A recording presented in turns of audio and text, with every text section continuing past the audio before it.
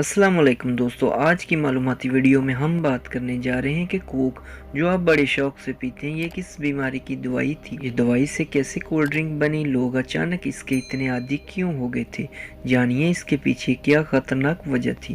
Video شروع کرنے سے پہلے آپ سے درخواست ہے کہ چینل کو سبسکرائب کریں اور اگر آج کی انفارمیٹڈ ویڈیو اچھی لگے تو لائک ضرور کر دینا۔ دوستو، کیا آپ جانتے ہیں کہ یہ کوک کولڈ ڈرنک سے پہلے ایک دوائی کے طور پر بنائی گئی جو کہ بیماریوں کے علاج کے لیے بنائی گئی تھی۔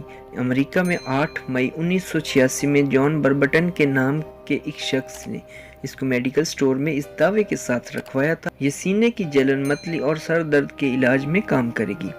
اس کے علاوہ یہ نزلہ، زکام اور صحت مند رہنے کی دوائی کے طور پر بھی استعمال کی جاتی تھی، لیکن کچھ ہی عرصہ میں یہ دوائی بہت ہی مشہور ہو گئی تھی۔ اس کی خرید و فروخت میں بے شمار اضافہ ہو گیا تھا اور اس کی مانگ بڑھنے کے ساتھ ساتھ یہ کمپنی کی شکل میں سامنے آ گئی تھی۔ یہ شروع میں واقعی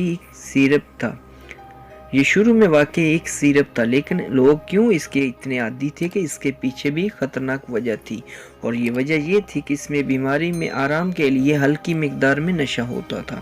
پھر 1903 میں اس کا فارمولہ تھوڑا سا تبدیل کر دیا گیا تھا کیونکہ بچے، بوڑھے، جوان سب بے تحاشا پینے لگ گئے تھے، لہٰذا اس کی مقبولیت بڑھتے ہی اس کو ایک سیرپ سے کولڈ ڈرنک بنا دیا گیا۔